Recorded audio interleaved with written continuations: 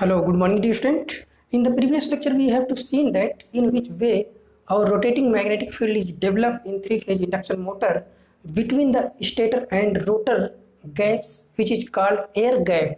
जो आपका ये आपका स्टेटर पोर्शन है, ये आपका रोटर पोर्शन है। तो किस तरीके से हमारी स्टेटर और रोटर के बीच जो हमारा एयर गैप है उसमें रोटेटिंग मैग्नेटिक फील्ड डेवलप होती है, इसको हमने प्रीवियस लेक्चर में देख लिया है। और आई होप कि वहाँ पे सारी चीज़ें आपको समझ में आई होगी कि किस तरीके से जब हमारी रोटेटिंग मैग्नेटिक फील्ड की तीनों फील्ड जैसे आर फ्लक्स, वाई फ्लक्स और बी फ्लक्स चलती हैं तो उसका जो रिजल्टेंट मैग्नेटिक फ्लक्स आता phi R equal to 3/2 phi M किस तरीके से आपको मिला था, ये सारी चीज़ें हमने प्रीवियस लेक्चर में देख लिया है। तो मैं आपसे उम्मीद करता हूँ कि आप लोगों को सारी चीज़ें वहाँ पे क्लियर हुई होगी कि किस तरीके से हमारी रोटेटिंग मैग्नेटिक फील्ड डेवलप होती है। अगर आप लोग उस लेक्चर को नहीं देखें तो प्लीज़ आपसे मैं ये कहूँगा कि वहाँ से देख के ही आप आइए किसको देखने के लिए, principle of operation of three phase induction motor. Otherwise आपको यहाँ पर थोड़ी सी प्रॉब्लम होगी। ओके, तो हम स्टार्ट करते हैं principle of operation of three phase induction motor. तो सिंपली क्या है कि जब भी किसी मोटर को हम स्टार्ट करते हैं या सप्लाई देते हैं तो कुछ मोटर ऐसे होते हैं जो डायरेक्टली सप्लाई देने के बाद आपका मोटर स्टार्ट हो जाता है। ओके, लेकिन कुछ मोटर आपके ऐसे होते हैं जिनको सप्लाई देने के बाद वो सेल्फ स्टार्ट नहीं होते हैं, उनको जो है कि स्टार्टिंग टार्क की जो है कि रिक्वायरमेंट होती है। जैसे हमारे घर में जो पंखे लगे होते हैं स्टैंड वाले पंखे, कई बार जो है कि हम देखते हैं कि वो पंखा जो है कि स्टार्ट नहीं होता है, तो उसको हम किसी पेन या किसी भी अदर्स थिंग्स को उसको किसी डायरेक्शन में रोटेट कर देते हैं तो हमारा जो है कि सिंगल फेज इंडक्शन मोटर वो क्या होता है, स्टार्ट हो जाता है। लेकिन आपका जो थ्री फेज इंडक्शन मोटर है इसको किसी भी ऐसी चीज़ की रिक्वायरमेंट नहीं होती है कि जिससे इसको स्टार्टिंग टार्क को हमको अलग से प्रोवाइड करना पड़े। तो इसीलिए हम कहते हैं कि जो हमारा थ्री फेज इंडक्शन मोटर है वो सेल्फ स्टार्टिंग होता है और सिंगल फेज इंडक्शन मोटर वो सेल्फ स्टार्टिंग नहीं होता है। और थ्री फेज सिंक्रोनस मोटर भी आपका सेल्फ स्टार्टिंग मोटर की कैटेगरी में नहीं आता है। और थ्री फेज इंडक्शन मोटर आपका सेल्फ स्टार्टिंग की कैटेगरी में आता है। ओके, तो जब हम इसके वर्किंग प्रिंसिपल की बात करेंगे तो पर्टिकुलर आप लोग सारी पॉइंट्स को जिस सीक्वेंस में मैं बताता जा रहा हूँ, जो बच्चों को लिखना है, जैसे जो बच्चे आपके कॉम्पिटिटिव एग्जाम की तैयारी नहीं कर रहे हैं, जो बच्चे जो है कि बोर्ड लेवल की एग्ज़ाम की तैयारी कर रहे हैं या जो है कि यूनिवर्सिटी लेवल की एग्ज़ाम की तैयारी कर रहे हैं, उनके लिए जो है कि जो बातें मैं आपको सीक्वेंस में जिस सीक्वेंस में बताता जाऊँगा उस सीक्वेंस में आपको वो पूरी स्टोरी नोट करना है, लिखना है। ओके, तो फर्स्ट ऑल ऑफ हम क्या करते हैं कि थ्री फेज सप्लाई को हम स्टेटर पे देते हैं। स्टेटर में हमारी क्या होती है, वाइंडिंग होती है। तो यहाँ पर जो स्टेटर में वाइंडिंग की गई है वो आप बताएंगे कि ये आपकी वाइंडिंग जो है कि स्टार कनेक्टेड है। तो ये आपके आर फेज से सप्लाई आई इसमें, फिर जो है कि आपकी यहाँ से सप्लाई निकल के आई इसमें, तो फिर जो है कि आपकी वाई फेज से सप्लाई आई इसमें और इसकी सप्लाई आई यहाँ पर। तो आपका ये बी फेज की सप्लाई यहाँ से होते हुए यहाँ तक आई। फिर जो इनका इंड टर्मिनल था उसको हमने क्या कर दिया, न्यूट्रल से जोड़ दिया।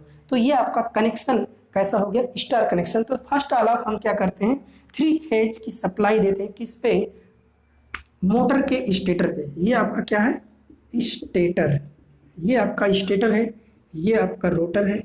ठीक है, अब रोटर आपका चाहे आप जो है कि केज रोटर ले लीजिए या आप जो है कि स्लिपरिंग टाइप का जो है कि रोटर ले लीजिए, किसी को भी आप ले सकते हैं एज योर विश। तो हमने क्या किया, इसमें सप्लाई को जो है कि स्टेटर पे सप्लाई को जैसे ही दिया तो हम देख रहे हैं कि यहाँ पर क्या बन जाते हैं, एन और यस, इसमें पोल्स जो है कि बन जाते हैं। तो इसमें जब हम इसमें क्या करते हैं, सप्लाई को देते हैं तो इसमें रोटेटिंग मैग्नेटिक फील्ड डेवलप होती है। जैसे आपकी फाई आर की चलेगी, फाई वाई की चलेगी, इसमें हमारी rotating magnetic field clockwise direction में क्या करती है, रोटेट होना स्टार्ट कर देती है। तो मान लेते हैं हमारी जो ये फाई आर है, मतलब जो आपके स्टेटर में आपकी रोटेटिंग मैग्नेटिक फील्ड डेवलप हुई है, वो उसका जो रिजल्टेंट है वो आपका है क्या, फाई आर। ठीक है, तो जब आपकी रोटेटिंग मैग्नेटिक फील्ड इसमें क्लॉकवाइज डायरेक्शन में घूम रही है तो मान लेते हैं जो आपका ये कुछ स्लॉट्स को मिलाकर ये जो आपका पोल्स बन रहा है, ये आपका मान लेते हैं ये पोल आपका n बनता है। तो इसमें आपका जो इसके जस्ट सामने पोल बना यस, ये आपका n और ये आपका s, ठीक है, ये आपका n तो ये आपका s, ये आपका s तो ये आपका n। इस तरीके से आपके अल्टरनेट पोल इसमें क्या हो जाते हैं, डेवलप हो जाते हैं, ठीक है। इसमें आपके क्या होते हैं, अल्टरनेट पोल डेवलप हो जाते हैं। तो जब आपके अल्टरनेट पोल डेवलप हो गए तो मान लेते हैं कि ये इसमें ये आपका n, ये आपका s, तो आप कहते हैं कि जब भी कोई आपके पास मैग्नेट है जो आपका एयर में रखा हुआ है, तो ये आपका मैग्नेट से चलने वाली जो मैग्नेटिक लाइंस हैं ये n टू s चलती हैं। तो हम कहेंगे कि जो मैग्नेटिक लाइन है इसमें इस तरीके से n टू s चलेगी। तो जब आपकी ये मैग्नेटिक लाइंस पर्टिकुलर हमने इस वाले पोल से या आपके जो पोल जनरेट हुए इससे जो मैग्नेटिक लाइंस चल रही हैं इसकी बात कर रहे हैं। इसी तरीके से यहाँ से भी आपकी मैग्नेटिक लाइंस चलेगी, ठीक है, और इस तरीके से यहाँ से भी आपकी मैग्नेटिक लाइंस चलेंगी। तो ये आपकी तीन इसमें रोटेटिंग मैग्नेटिक फील्ड क्या है, चल रही हैं, ठीक है। तो इसका रिजल्टेंट भी आपको पर्टिकुलर मिलेगा। तो वो जो रिजल्टेंट मिल रहा है वो आपका ये है, ये आपका क्लॉकवाइज डायरेक्शन में ऐसे रोटेट कर रहा है, ठीक है। तो यहाँ तक आप लोग क्लियर है। तो जब आपकी मैग्नेटिक लाइंस इसमें चल रही हैं तो किसी भी मैग्नेटिक फील्ड में किसी भी अगर आप क्लोज्ड कंडक्टर को पुट करते हैं, जैसा कि आपके पास अगर ये आपका मान लीजिए केज टाइप का रोटर है, केज टाइप का रोटर है, तो उसका जो इंड पोर्शन होता है, ठीक है, ये बार्स जो इसमें लगे होते हैं इसको इंड रिंग के थ्रू क्या कर देते हैं, आपस में शॉर्ट सर्किटेड कर देते हैं। तो आपके इसमें बहुत सारे कंडक्टर रखे हैं, इनको हमने शॉर्ट सर्किट कर दिया। तो मान लेते हैं, ठीक है, जब आपके शॉर्ट सर्किटेड हैं तो किसी भी मैग्नेटिक फील्ड में, इस बात को आपको नोट करना पड़ेगा, किसी भी मैग्नेटिक फील्ड में अगर किसी भी क्लोज्ड कंडक्टर को आप पुट करते हैं तो उसमें एक ईएमएफ इंड्यूस होता है, ठीक है, उसमें एक आपका ईएमएफ इंड्यूस होता है। तो मान लेते हैं आपका ये पर्टिकुलर एक कंडक्टर की बात कर रहे हैं, पर्टिकुलर एक कंडक्टर की बात कर रहे हैं कि मान लेते हैं ये कंडक्टर से जो मैग्नेटिक फील्ड्स चल रही हैं तो उसकी वजह से आपका जो इस कंडक्टर में आपका ईएमएफ इंड्यूस हुआ वो आपका इंड्यूस्ड ईएमएफ क्या मिला, E2, ठीक है, आपको इंड्यूस ईएमएफ मिला E2। अब आपका सर्किट मतलब आपके कंडक्टर कैसे हैं, क्लोज सर्किटेड है। तो जब आपका क्लोज सर्किटेड होगा तो आपको मिलेगा करंट I2। यहाँ तक क्लियर है आप लोग।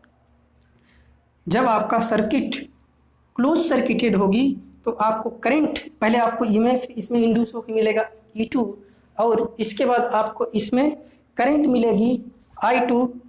करंट कौन सी मिलेगी, I2। करंट कब मिलेगी, जब आपका सर्किट क्लोज सर्किट होगी, ओके। तो इसकी वजह से आपका इसमें किसमें, रोटर में, ये आपकी स्टेटर से रोटर पे आया इंड्यूस होके ईएमएफ E2। तो क्लोज सर्किटेड होने की करंट इसमें आपकी फ्लो होने लगी, कौन सी, I2। यहाँ तक क्लियर है। तो जब ये कि इसमें करंट I2 फ्लो होने लगी तो इसकी वजह से इसमें भी किसमें, रोटर में आपका एक फ्लक्स डेवलप हो जाएगा, उसको मान लेते हैं phi 2 r, करेक्ट। तो आपको पता होना चाहिए कि किसी भी रोटेटिंग मैग्नेट, किसी भी रोटेटिंग मशीन को रोटेट होने के लिए उसमें पर्टिकुलर दो मैग्नेटिक फील्ड्स होनी चाहिए। क्या होना चाहिए, दो मैग्नेटिक फील्ड्स होना चाहिए और उन मैग्नेटिक फील्ड्स में क्या होना चाहिए, रिलेटिव मोशन होना चाहिए, ठीक है, रिलेटिव मोशन होना चाहिए। जब आपका रिलेटिव मोशन होगा तभी आपका क्या होगा, रोटेटिंग मशीन आपकी रोटेट करेगी, ठीक है। तो इसमें जो आपकी एयर गैप में क्या है, जो डेवलप्ड इसका रोटेटिंग मैग्नेटिक फील्ड है वो आपका phi r है, रिजल्टेंट फ्लक्स आपकी phi r है। और जो रोटर में आपकी फ्लक्स क्या हुई है, इंड्यूस हुई है, वो आपकी क्या है, phi 2 r है, ठीक है, वो आपकी है phi 2 r है, ठीक है। तो अब ये दो फ्लक्स हो गए, एक जो है कि आपका क्लॉकवाइज डायरेक्शन में और ये इसकी डायरेक्शन मान लेते हैं आपका, ये कंडक्टर अब क्या कर रहा है, मूव कर रहा है, मान लेते हैं, ऐसा एज्यूम करते हैं, ऐसा हम एज्यूम करते हैं कि ये कंडक्टर कुछ आपका इस डायरेक्शन में क्या कर रहा है, रोटेट कर रहा है। पर्टिकुलर इस कंडक्टर की बात कर रहे हैं, यही केस सारे कंडक्टर से भी होगी।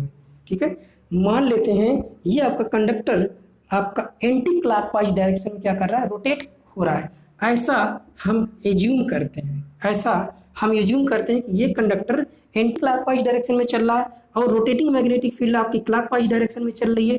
तो मान लेते हैं motion of conductor is anti clockwise, यहाँ पर ध्यान दीजिएगा, motion of conductor is anti clockwise और मैग्नेटिक फील्ड आपकी कहाँ से कहाँ, ऊपर से नीचे की तरफ मैग्नेटिक फील्ड आपकी N to S।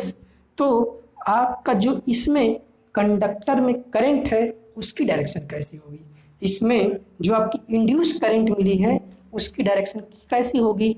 तो आप क्या करेंगे, यहाँ पर जो है कि दाएं हाथ का नियम लगाएंगे, किसके, फ्लेमिंग के दाएं हाथ का नियम FVI, F direction of motion of conductor, direction of motion of conductor, B ये आपकी जो फिंगर है ये मैग्नेटिक फील्ड की डायरेक्शन और ये फिंगर आपकी करंट की direction.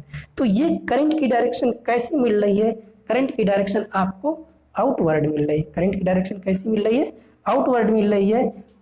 Motion of conductor anti clockwise इस डायरेक्शन में और मैग्नेटिक फील्ड की डायरेक्शन नीचे की तरफ लगने, जो आपका करंट की डायरेक्शन है आउटवर्ड है। तो करंट की डायरेक्शन जब भी आपकी आउटवर्ड होती है, करंट की डायरेक्शन जब भी आपकी आउटवर्ड होती है तो उसको हम डाट के थ्रू दिखाते हैं। ठीक है, उसको हम कैसे दिखाएंगे, डाट के थ्रू दिखाएंगे। अगर आपका माना है जो हमने कि कंडक्टर इस डायरेक्शन में रोटेट कर रहा है, मैग्नेटिक फील्ड नीचे की तरफ, तो करंट आपको मिल गया आउटवर्ड। तो अब ये आपका एक्चुअल में जो रोटर है, ठीक है, रोटर का पर्टिकुलर एक कंडक्टर वो एंटी क्लॉकवाइज डायरेक्शन में रोटेट कर रहा है कि नहीं कर रहा है, ये आपको बताएगा फ्लेमिंग का बाएं हाथ का नियम। तो फ्लेमिंग का दाएं हाथ का नियम आपका क्या कहता है कि अगर आपकी मैग्नेटिक फील्ड आपकी नीचे की तरफ, ठीक है, मैग्नेटिक फील्ड आपकी नीचे की तरफ, तो दो चीज़ें आपको यहाँ पे पता है, मैग्नेटिक फील्ड और करंट की डायरेक्शन। तो आप लगने वाला फोर्स की डायरेक्शन निकाल लेंगे, करेक्ट। ये आपकी मैग्नेटिक फील्ड नीचे की तरफ, करंट की डायरेक्शन करंट की डायरेक्शन आउटवर्ड, करंट की डायरेक्शन कैसी है, आउटवर्ड है। तो लगने वाला फोर्स आपका उस डायरेक्शन में जाएगा, तो लगने वाला फोर्स आपको कुछ इस डायरेक्शन में मिलेगा। ठीक है, लगने वाला फोर्स आपको इस डायरेक्शन में, क्योंकि करंट की डायरेक्शन आपकी बाहर की तरफ, फ्लेमिंग के बाएं हाथ के नियम से आप कहेंगे कि लगने वाला जो फोर्स होगा आपको इस डायरेक्शन में मिलेगा। अगर आपकी मैग्नेटिक फील्ड डाउनवर्ड है और करंट की डायरेक्शन आपकी जो है कि आउटवर्ड है, तो लगने वाला जो फोर्स है आपका क्लॉकवाइज डायरेक्शन में लगेगा। तो एक्चुअल में हुआ क्या, आपने माना था कि लगने वाला फोर्स एंटी क्लॉकवाइज, लेकिन हो क्या रहा है, जो लगने वाला फोर्स है वो आपका क्लॉकवाइज डायरेक्शन में है। ठीक है, तो आपका जो लगने वाला फोर्स है वो कैसा है, क्लॉकवाइज डायरेक्शन में। तो आपको ये पता लग रहा है कि जो रोटेटिंग मैग्नेटिक फील्ड की डायरेक्शन है वो कैसी है, क्लॉकवाइज है, और जो रोटर के एक कंडक्टर पे लगने वाला फोर्स वो कैसा है, क्लॉकवाइज डायरेक्शन में। अगर हम पर्टिकुलर इस कंडक्टर पे बात करें तो ये भी अब जो है कि इसके इन्फ्लुएंस में आएगा। ठीक है, तो अब जो है कि इसके इस पॉइंट पे अगर आप देखेंगे तब भी आपको क्या मिलेगा, जो डायरेक्शन ऑफ रोटेशन ऑफ जो है कि कंडक्टर है वो क्लॉकवाइज डायरेक्शन में। तो इससे ये प्रूफ होता है कि आपकी जो रोटर की डायरेक्शन ऑफ रोटेशन है, किसका, रोटर का डायरेक्शन ऑफ रोटेशन है वो कैसा है, मैग्नेटिक फील्ड जो आपकी रिजल्टेंट मैग्नेटिक फील्ड है, जिसको आप रोटेटिंग मैग्नेटिक फील्ड कहते हैं, उसी के ही डायरेक्शन में क्या कर रहा है, रोटेट कर रहा है। तो इनके बीच क्या होगा, रिलेटिव मोशन होगा। जो आपकी दो फ्लक्सेस हैं, ये आपका φ2r और एक आपका φr, तो इनके फ्लक्सों के बीच क्या होगा, रिलेटिव मोशन होने की वजह से ये जो आपका रोटर है, रोटर के कंडक्टर है वो पर्टिकुलर आपके रोटेटिंग मैग्नेटिक फील्ड की डायरेक्शन में ही रोटेट करेंगे अगर अगर आप इनके दो फेजों की सप्लाई को क्या कर देंगे, चेंज कर देंगे, तो direction of rotation of motor आपका क्या हो जाएगा, चेंज हो जाएगा। ठीक है, तो क्वेश्चन आपसे पूछा जाता है कॉम्पिटिटिव एग्जाम में कि अगर आपका कोई 3 फेज इंडक्शन मोटर अगर वो क्लॉकवाइज डायरेक्शन में चल रहा है तो क्या करें कि उसके डायरेक्शन, रोटेशन की डायरेक्शन क्या हो जाए, चेंज हो जाए। तो उसका सीधा सा जो है कि आपके पास आंसर है कि उनकी 2 फेज की सप्लाई को क्या कर देंगे, चेंज कर देंगे। ओके, तो आपने देखा कि किस तरीके से आपका 3 फेज इंडक्शन मोटर स्टार्ट होता है। तो फर्स्ट ऑल ऑफ हमने क्या किया, 3 फेज सप्लाई स्टेटर में दी, उसके थ्रू आपकी रोटेटिंग मैग्नेटिक फील्ड बनी। रोटेटिंग मैग्नेटिक फील्ड के बाद आपने देखा कि एक पर्टिकुलर कंडक्टर के लेने के बाद हमने देखा कि जो पर्टिकुलर आपका एक कंडक्टर उसमें कुछ मैग्नेटिक्स लाइंस क्या कर रही हैं, कट कर रही हैं, तो उसकी वजह से उसमें करंट की डायरेक्शन कैसे मिली, करंट की डायरेक्शन मिल गई, मैग्नेटिक फील्ड की डायरेक्शन मिल गई, तो लगने वाला फोर्स आपका मान लिया हमने फोर्स इसमें कुछ इस डायरेक्शन में लग रहा है, तो करंट की डायरेक्शन मिल गई। जब हमको करंट की डायरेक्शन बाहर की तरफ और लगने वाला फोर्स उसकी मैग्नेटिक फील्ड की डायरेक्शन नीचे की तरफ, तो पर्टिकुलर एक कंडक्टर पे फोर्स किस डायरेक्शन में लगेगा इसको हमने पता कर लिया।